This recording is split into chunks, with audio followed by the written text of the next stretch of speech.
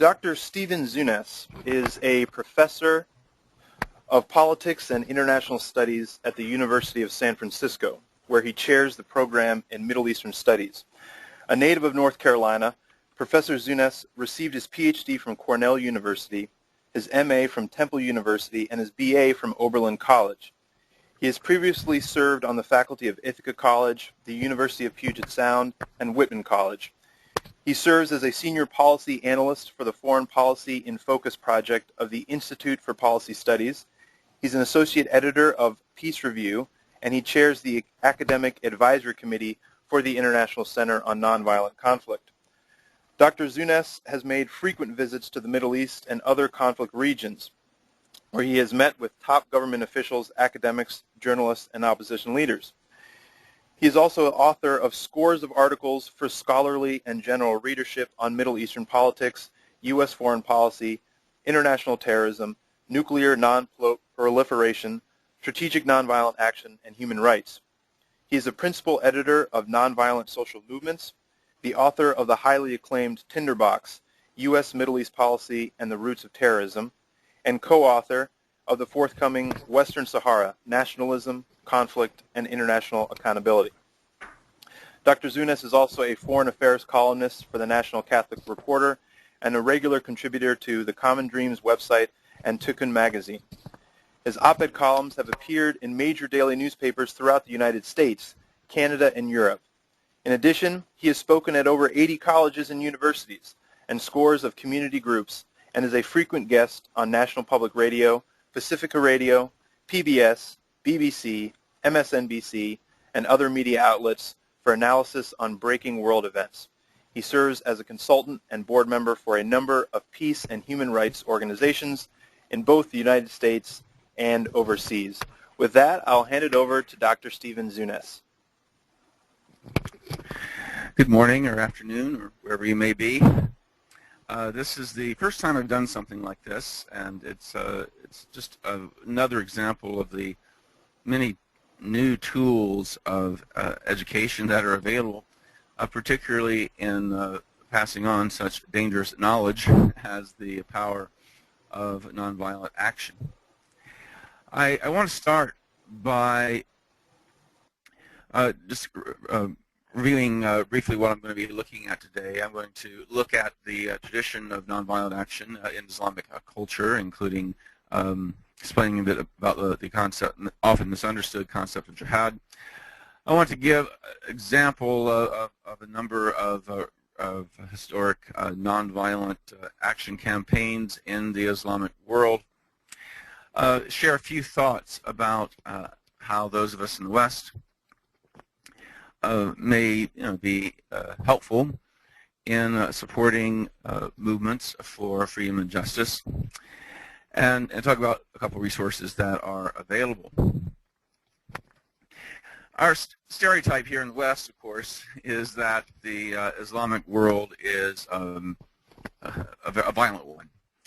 But if you look at the past 500 years or so, it's only been the last century that the Islamic world has been more violent than Europe and the West. More salient to what we're talking about today is that the wrong. I'm sorry. I'm trying to figure out how to work this. Thank you.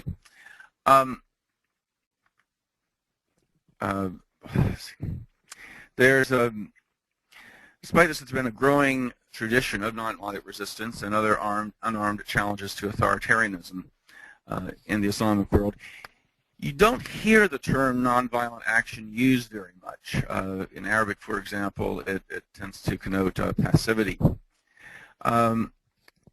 In fact, I tell my students, and this is a general rule of thumb anyway, not just in the Islamic world, but some of the most exciting movements in recent years, if you search under the rubric nonviolent action or nonviolent struggle, you're not likely going to find it. You need to find out about the struggle, and as you look at the strategies and tactics used, the nonviolent component becomes clear. The explosion of Islam out of the Arabian Peninsula in the 7th century, despite the stereotype of it being violent, in fact, the doors were open to them mostly. there is a in fact, the Arabs didn't really have the kind of a militarist caste tradition of a lot of cultures, and so this was a movement that, so unlike say the Greeks, Romans, Byzantines, Spartans, Prussians, others, they tended to those who struggled, tended to be tribal leaders, poets, others. Part of the stereotype we have, I think, is a misunderstanding of the word jihad, and the real meaning primarily it refers to the internal jihad, one's internal struggle for righteousness, the struggle against the temptation to sin.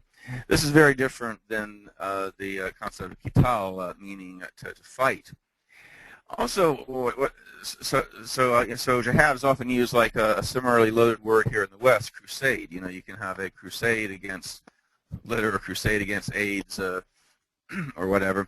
You can, and similarly in the Islamic world, a jihad can include nonviolent struggle. Another thing that's significant is that though in certain ways Islamic culture doesn't stress individualism, individual liberties as much in the West, there is also an implied social contract between the ruler and the subject. And a strong tradition, you see it in the Quran, you see it in the Hadith, that one isn't required to obey authority if it's unjust. In fact, one is required to resist that. Abu Bakr al-Siddiq said, "Obey me as long as I obey God and my rule. If I disobey him, you owe me no obedience." And successive caliphates such as Imam Ali said, "No obedience is allowed to any creature in the disobedience of the Creator." The long-standing tradition of non-cooperation to those who are considered unjust. And of course, non-cooperation is a cornerstone for nonviolent resistance. Some of the examples of nonviolent struggle. First one I want to look at is Iran. With U.S. support, the Shah built up one of the most powerful armed forces ever seen in the Middle East. He was a gendarme for the region. His dreaded U.S.-trained secret police, the Savak, used torture, detention, execution to suppress the domestic opposition. The open rebellion finally broke out in 1977, and Ayatollah Khomeini and other leaders called for strikes, boycotts, tax refusal. The emphasis is, we will save Islam by our blood, not the other people's blood. The regime responded with brutal repression. There were massacres. But this repression, as often in the case of nonviolent struggle, created and backfire. The demonstrations actually ended up growing. In late '78, hospital workers, journalists, oil workers, others went on strike, creating a national crisis. Every evening, the Shah tried to give a speech at 7 o'clock, and just when he came on the air, the electrical workers turned out all the power, and so no one could watch it. Hundreds of thousands of people filled the streets. Thousands of troops abandoned and their duty, threw down their guns, joined the other side. It was and finally in early 1979, the Shah fled. Khomeini returned in exile, and the Islamic Republic was born. I should mention, of course, that unlike many of the unarmed insurrections against autocratic regimes, this did not produce a democracy, of course. That the one problem with the U.S.-backed repression of the Shah was that it was so thorough that it ended up suppressing most of the secular and democratic opposition, so that the by the time the revolution did take place, a lot of it came out of the one area that the Shah could totally control, and that was the mosque, and the hardliners ended up consolidating power within a couple of years. But most of the people on the streets engaged in nonviolent action were the more democratic wing of the opposition, and of course we're seeing many of them rising up again today. There's a long history of nonviolent action campaigns in Iranian history, going back to the strikes against tobacco tax and other concessions to the British and Russians by the Shah. This is back in 1896. And those of you who smoke know that you got to have a lot of commitment to boycott tobacco.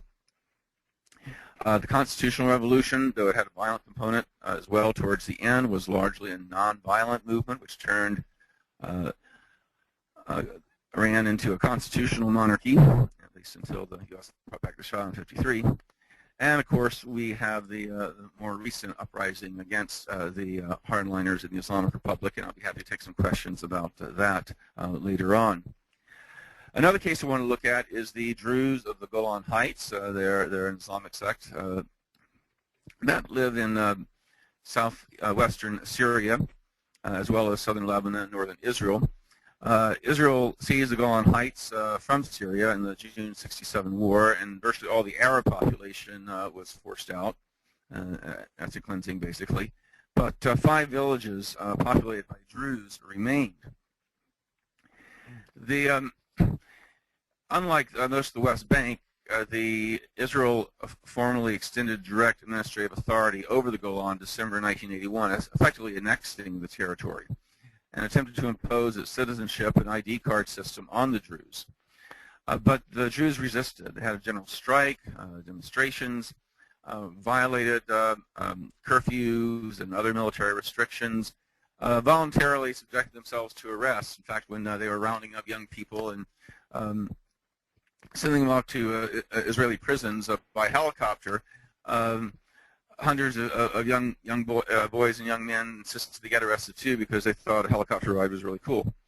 They also engaged in what's known as a reverse strike. That is, when the Israelis refused to allow permits or would help with infrastructure, that the people themselves would go ahead and engage in public works projects. Israel's response was pretty brutal. They laid siege for 43 days. They leveled homes. 15,000 troops occupied the area. And again, we're talking about only 5 villages here. But the Druze ended up winning. No forced Israeli citizenship, no conscription. They were able to open up at least some trade with their brethren in Syria and got greater autonomy. Jonathan Kattab, whom some of you may be familiar with, a prominent Palestinian activist attorney, says that this experience in the early 1980s was an inspiration for the later Palestinian Intifada, pointing out how the soldiers were really being torn apart because they couldn't handle that type of non-violence.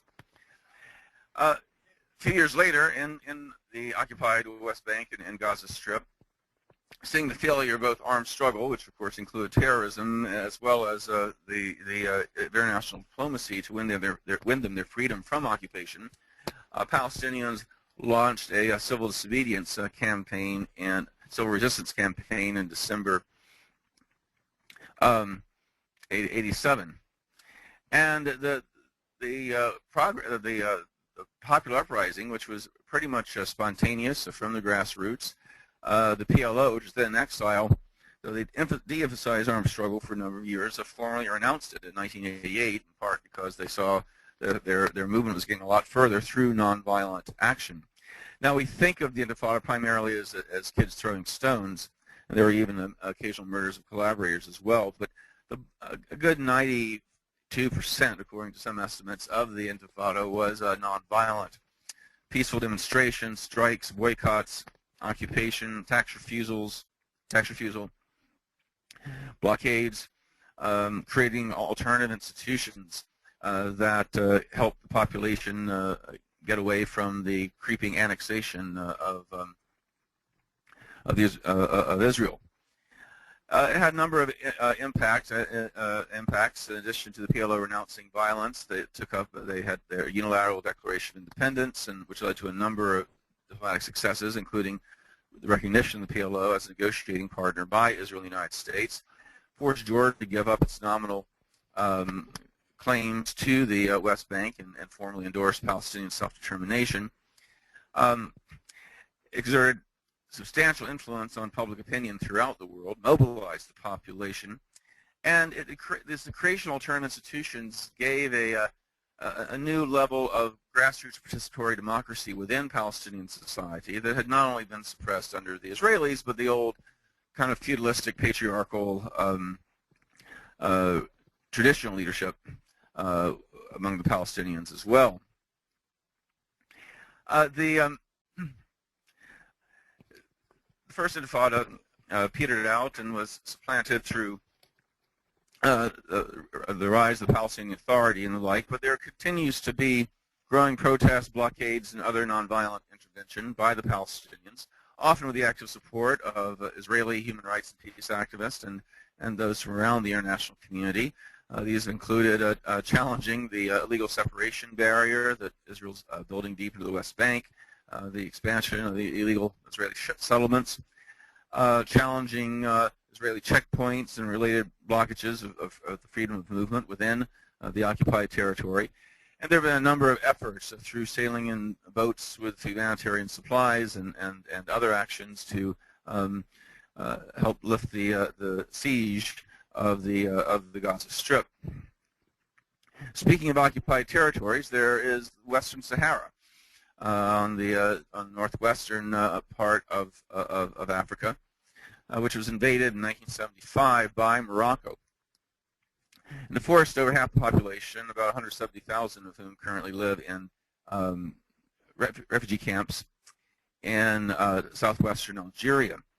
The Polisario Front, the armed liberation movement, signed a ceasefire in 1990 and promise of that Morocco would have a referendum on the fate of the territory, which unfortunately Morocco has broken.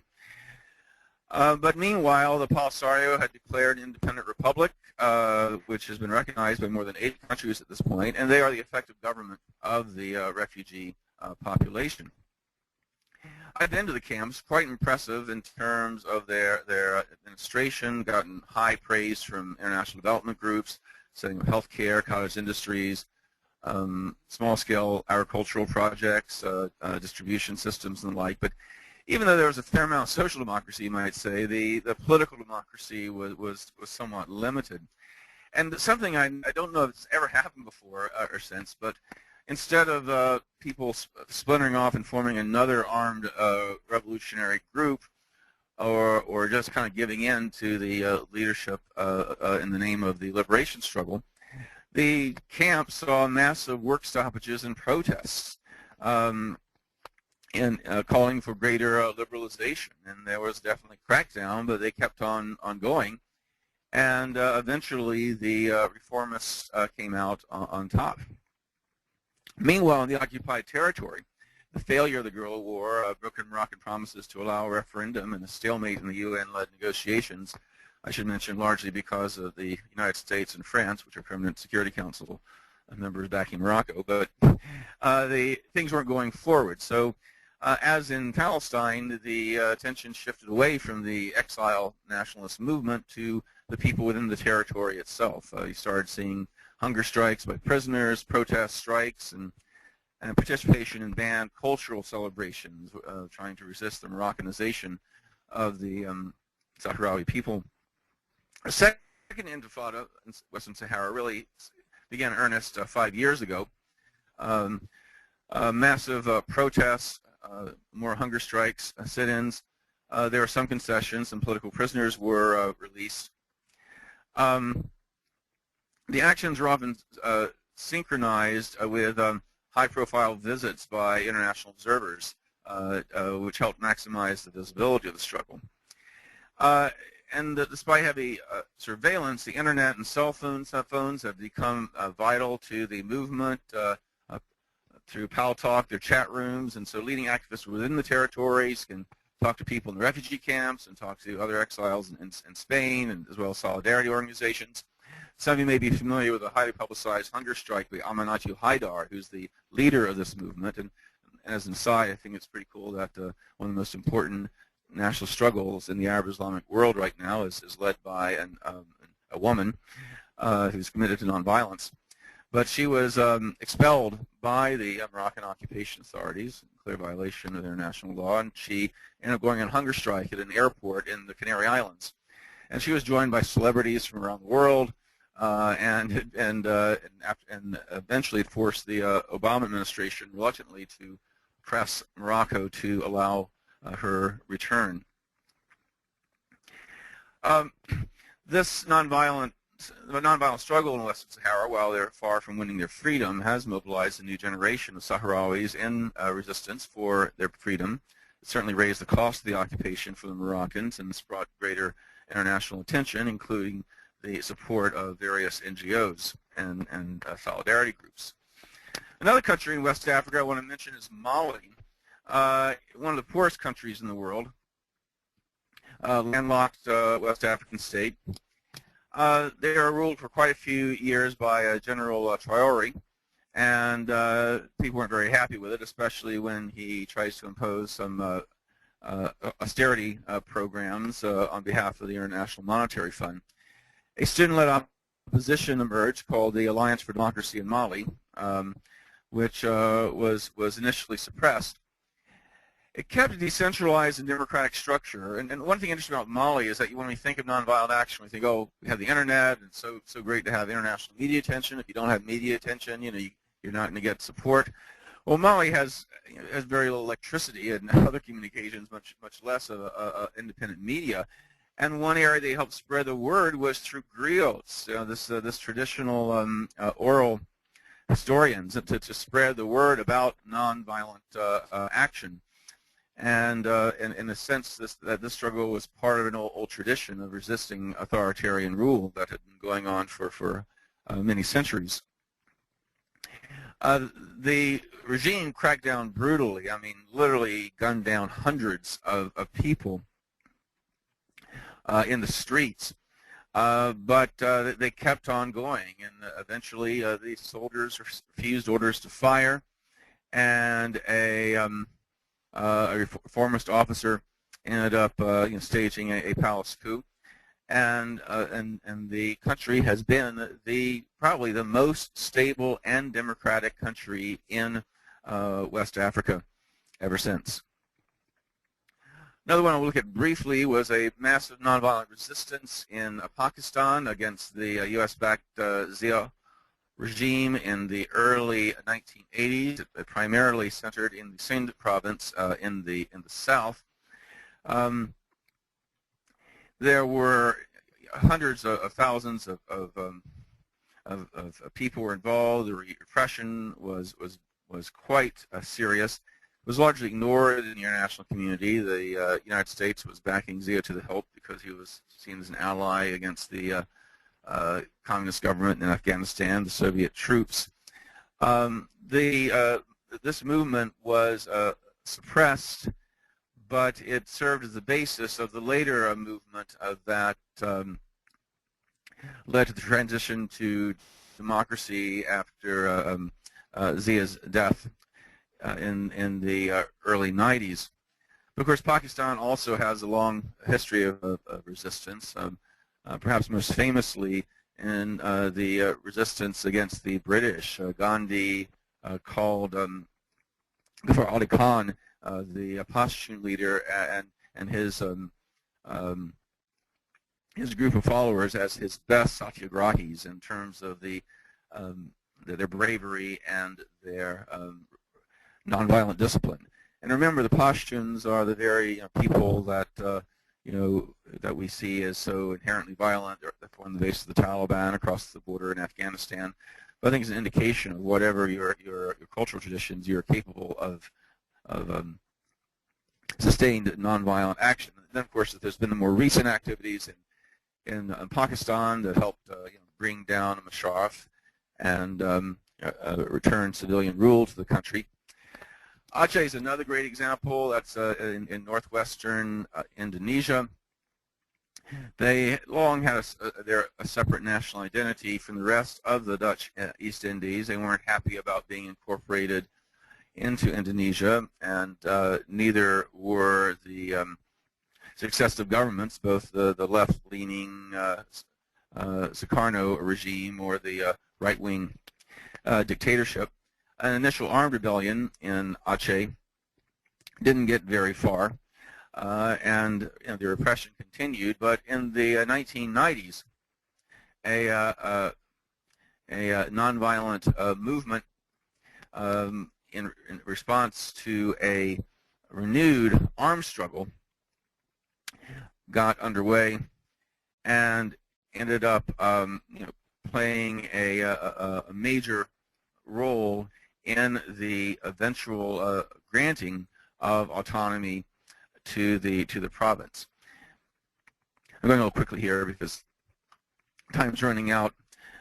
But I wanted to just mention that like a lot of other places, there have been some movements have succeeded, some have failed.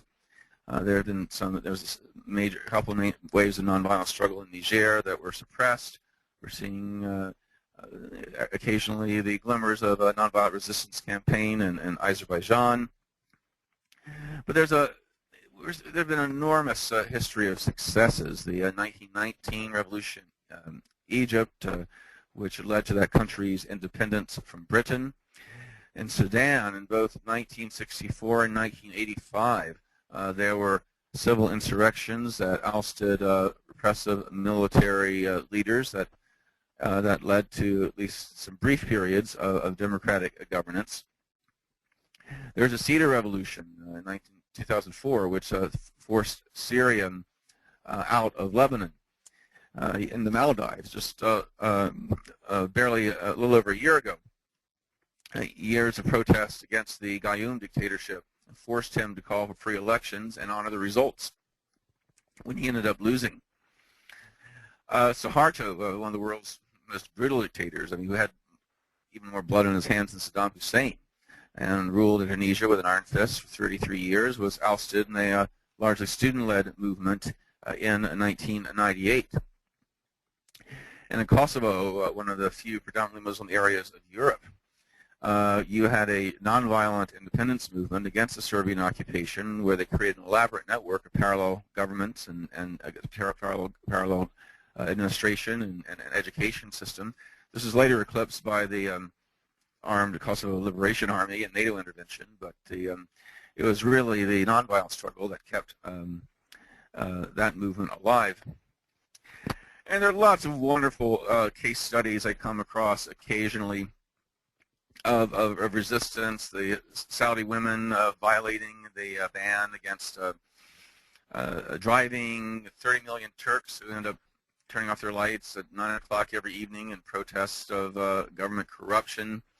Even in Iraq, under the brutal war, the people of Ramadi forced U.S. troops to end a brutal, debilitating siege through a series of general strikes. There's some other good historical examples. The refusal of Moroccans to cooperate with the Shiite French, who were wanted to deport Moroccan Jews as part of Hitler's final solution. And in Sudan today, despite the genocidal regime there, you occasionally come across some incidents like the occupation of Sudanese government offices a couple years ago in protests of closing down an opposition newspaper.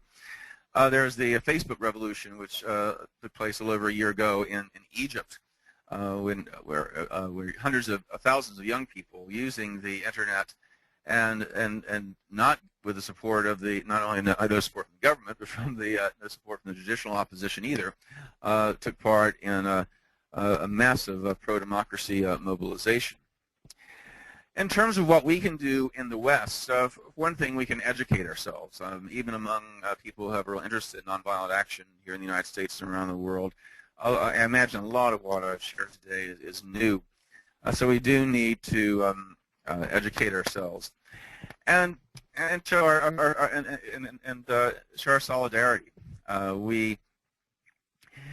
Given the U.S. role in that part of the world, support by U.S. government agencies of opposition movements is problematic, because it kind of leads to a nationalist backlash and the like. But people-to-people aid, capacity-building support, and work with non-governmental organizations in many places could be appropriate.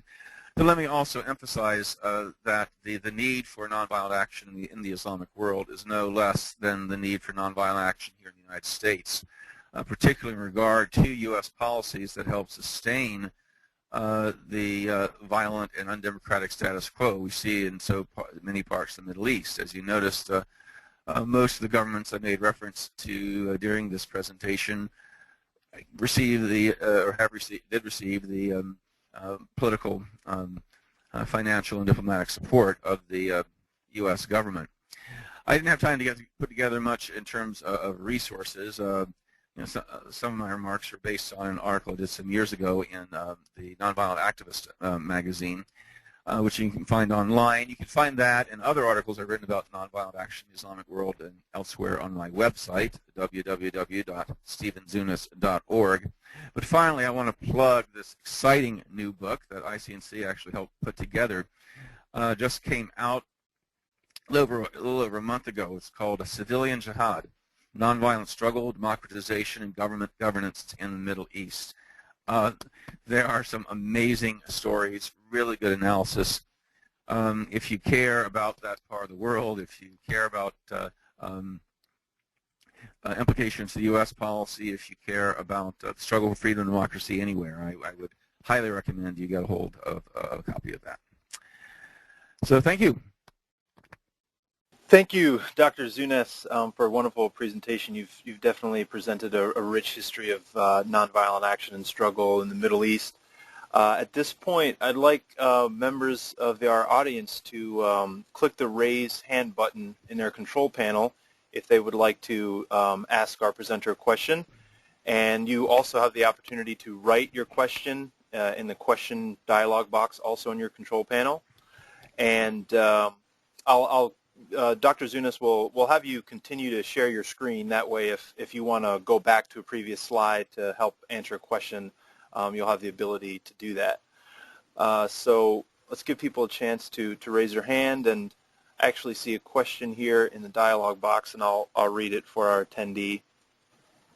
The first question here comes from Rolf Carrier, and the question is, why is the true meaning of jihad not taught to Muslim children in schools throughout the world?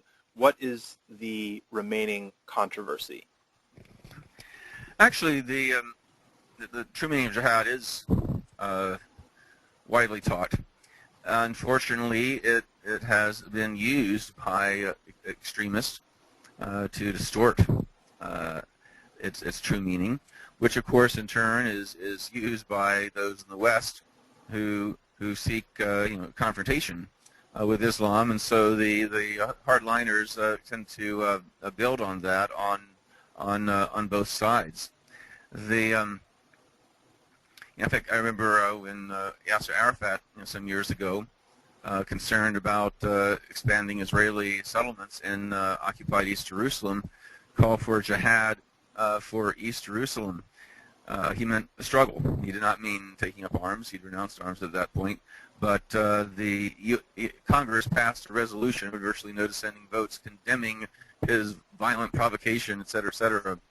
So I think it works both ways. I mean, obviously, those within the Islamic world need to stress the true meaning of jihad and counter the militaristic and chauvinistic and intolerant elements. But I think we need to be careful here in the West as well not to fuel that reactionary orientation. Great. We've got some more questions coming in the dialog box. This next one comes from Alexander Wolfson, and he writes, can you tell me a little bit more about the Iranian Green Revolution? Well, it's in many ways they are quite consciously emulating the 1978-79 revolution, including the use of the color green, which is the color of Islam. They have rallied at many of the same locations of the great rallies and actions of that revolution. The shouting on rooftops at night at a given hour, Allah Akbar, God is great. It's something that's taken from the 78-79 playbook.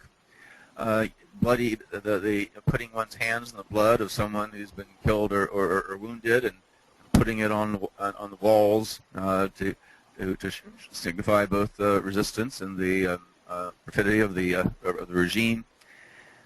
It's one thing. One one thing that makes this kind of interesting is that the Iranian regime is the first government to be challenged by a civil insurrectionary campaign like this. They came to power through such a largely nonviolent civil insurrection. So in many ways they prepared. I mentioned the oil workers being so key, and back in '78, well, the government there has basically planted all these Islamic committees throughout key sectors of the oil industry and the oil union, making it very difficult for them to organize. The strike by the customs workers unions, essentially isolating the country through bringing inputs and exports to a halt back in '78. The customs industry is now a wholly owned subsidiary of the Iranian Revolutionary Guard, so they're trying to cover their bases. And as a result, I don't think there's going to be success anytime real soon. I mean, I kind of see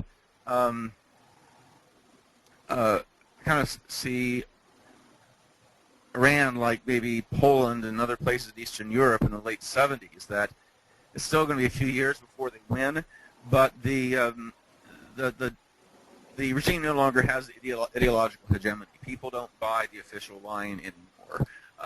People, even those who believe in the Islamic Revolution in principle, believe that Ahmadinejad and Khamenei have basically hijacked it for their own power and control. And so I think you're really seeing a shift of consciousness that it's just a matter of time and mobilization and smart strategic tactics. Great, thank you. We've got a raised hand here from Mohammed Abdel Fattah. I'm going to unmute you, and please go ahead and introduce yourself and go ahead with your question, please. Yes, thank you. My name is Mohammed Abdel Fattah. I'm from Egypt, from the Tomorrow Liberal Opposition Party. I want to really thank Dr. Stephen for this very good presentation. I myself, as a Muslim, didn't know that we have so many experiences in nonviolent struggles across our own history. I have a couple of questions and a very small comment. The first question is, from your own research and observation of these nonviolent movements in the Islamic world, have you considered the role played by religion and faith and religious leaders in strengthening or legitimizing or delegitimizing a movement that seeks to promote democracy? Because sometimes we see religion as playing a double-edged role, where, for example, a very prominent cleric would say this type of movement is calling for some ethic that is against Islam in his own view, and thus the people would not follow him, and that would destroy everything. So I would just like your input on this. The second question is, how do you evaluate or see the nonviolent movements that are going on in Egypt, most prominently the 6th of April youth movement? They have, staged a partially successful general strike in April 2008, and I just want to have your own academic and research-oriented view on this. My other small comment is, you said that the 6th of April youth movement mobilized in January 2009, but I think that happened in April 2008, in 6th of April 2008. That wasn't in 2009. Yeah, that was my mistake. It was the previous spring. Thank you very much. I mean, there's certainly religious leaders who are tied to the status quo, who become religious leaders in part because of their ties to the status quo, that will try to suppress movements for change. Certainly, we've seen that in Christian history as well. But you have one thing about Islam, at least Sunni Islam, is that it is non-hierarchical in the sense that religious leader, there's not a formal hierarchy, so that more enlightened religious leaders can emerge and have influence as well. And though it's certainly an obstacle, I think that this kind of ties into the situation with Egypt. I mean, it's striking that the Muslim Brotherhood and others did not back the movement, the 2008 April 2008 youth movement. But this is something that really took on a momentum of its own. In fact, we'll see around the world in nonviolent struggles, often it is spontaneous youth-led movements that will sort of force the more staid traditional opposition into joining into more popular struggle, as opposed to just kind of jockeying for their own position. Egypt, again, I think it has ways to go, but in my visits there, I've been really excited to see the emergence of civil society. The key, of course, is to be able to bring liberals, nationalists, leftists, moderate Islamists, and others together. I think the fact that Egypt is a relatively industrialized country compared to most in that part of the world, it gives a lot of power to labor unions in terms of strikes and the like. I think that the relatively high level of education, I mean, there are a lot of things that are, I think, pointing towards people having a basis for mobilization there. It's just as a matter of thinking strategically, and I think the significance are widespread given how Egypt has been for so long the center of media and scholarship and entertainment and other cultural aspects to the for the Arab world. So more power to you, and I wish them the success. Great, thank you for your question, Mohammed. Our next question comes from Michael Beer, and he writes, how extensive has the use of nonviolent action been in the development of labor unions and worker rights in the Islamic world? Egypt certainly has played a major role. Some of the most exciting things in Iran right now are in the trade union movement. Despite the stereotype of it being students and middle class and intellectuals, there's a growing working class support for the movement, in part because despite his populist rhetoric, Ahmadinejad is taking a largely neoliberal line, and despite buying off a few sectors, is doing very little to help the people as a whole economically. The unions have been suppressed. I mean, Ahmadinejad cracked down on the bus driver strike rather brutally a couple of years ago. But they're growing to be sure. Turkey is an emerging independent trade union movement. The Palestinian unions have played a role, but compared to some parts of the world, unions are relatively weak. I mean, part of it is that we're talking about these rentier states that are dependent less on the economic input of their people and more so on developing nations buying their oil. So it's more challenging than a lot of parts of the world, but certainly the role of trade unions has been significant in some places and will only continue to be more so. Great, thank you. Our next question is from Brian Gregg, and he asks, how can Palestinians change the U.S. perception of them as an inherently violent people? How can they change world opinion to focus on their nonviolent actions? Well, there's a tendency in the media in general to treat movements that use mixed tactics as their most violent component. We even see this in the United States. I was up in Seattle in 1999 at the World Trade Organization protest, and you had 50,000 people in a peaceful legal demonstration, close to 10,000 people in a massive nonviolent blockade, and maybe 100 self-styled anarchists running around smashing windows in Starbucks, and we all know who got the bulk of the publicity. So, as long as there's any violence on the Palestinian side, and there almost inevitably will be some, that's how people are going to want to represent the Palestinians. It's been, I think, again, this is a role for international solidarity. The fact there have been Americans over there taking part in these struggles have certainly helped. Again, in creative actions, even the mainstream media, or some of them anyway, covered who had failed to cover the protest in Berlin for years against the wall there. when a bunch of the Palestinians dressed as in blue and as Nuwabi, the indigenous people in the Avatar movie, that got a lot of attention and coverage, and it spoke volumes about the Palestinians' situation.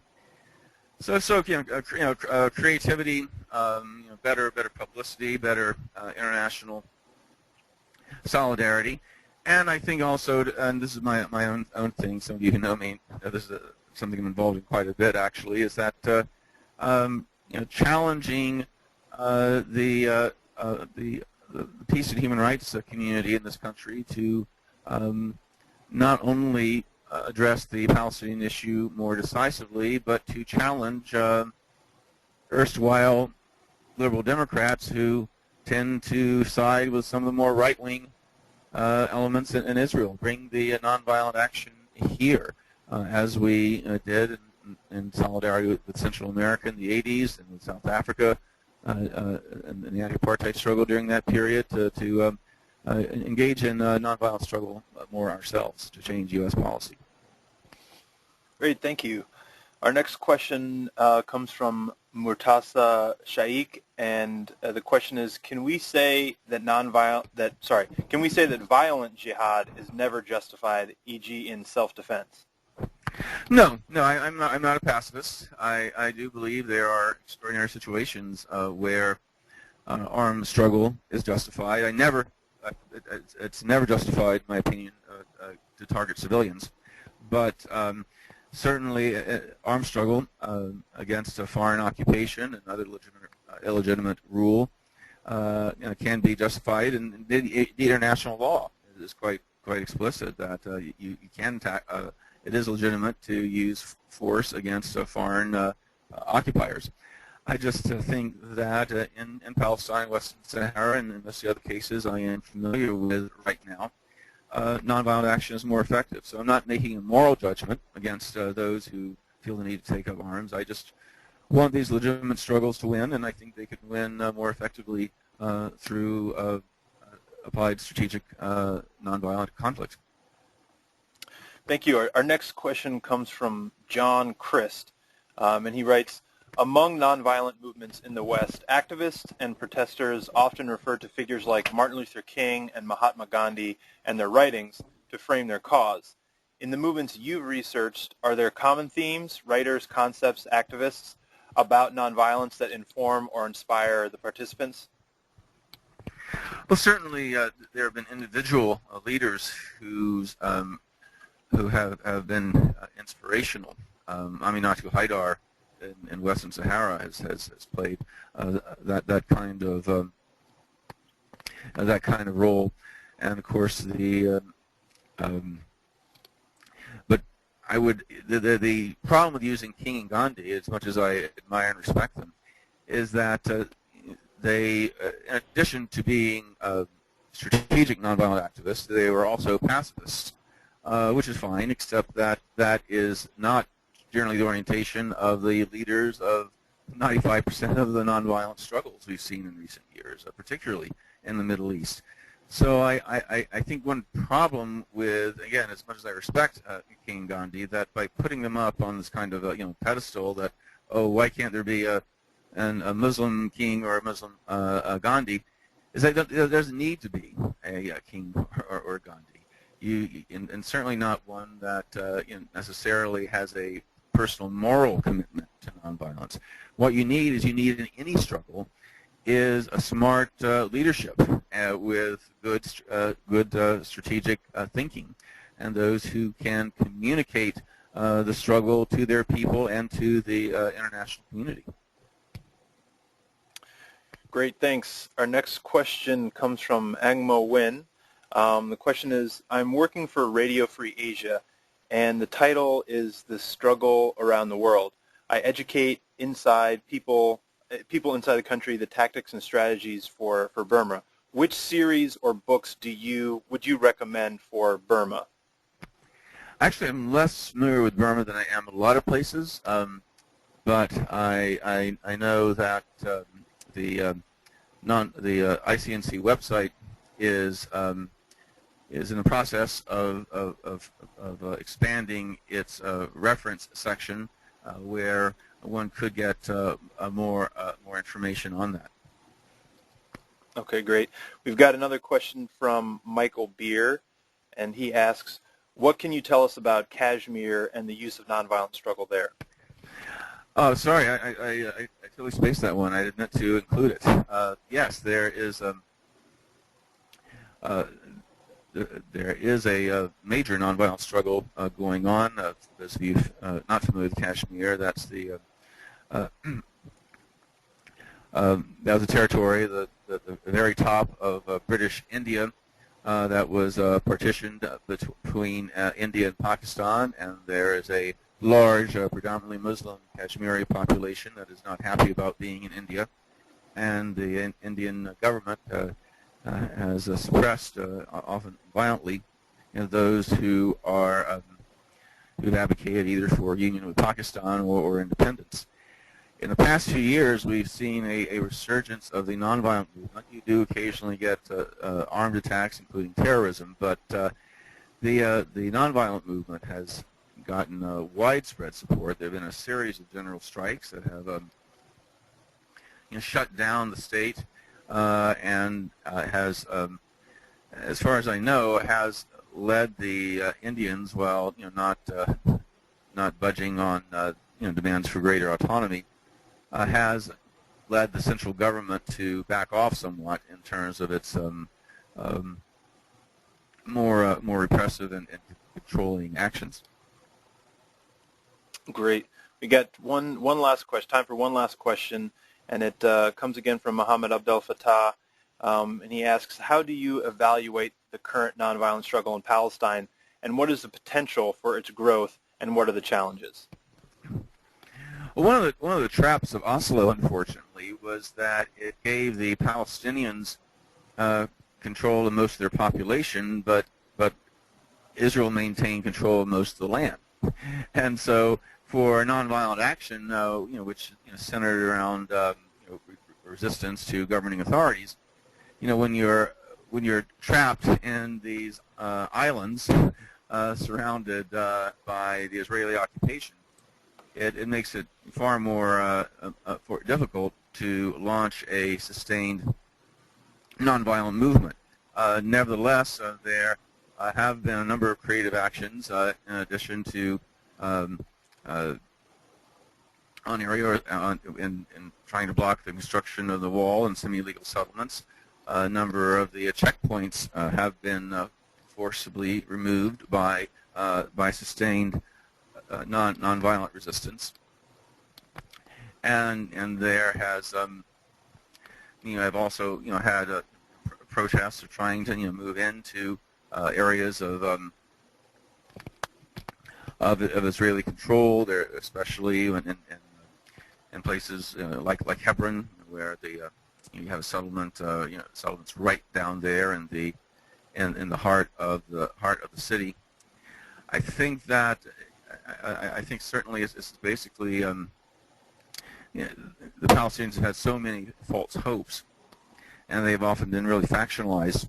But what's been exciting to me is that, again, it comes from a younger generation of people who are not attached to many of the traditional parties of the PLO or with Hamas, but have seen the failure of previous generations, and recognize that the future really is more is in their hands, and are building these kind of alliances, taking advantage of new communication technologies, and are trying to basically make as much as possible continued Israeli occupation impossible.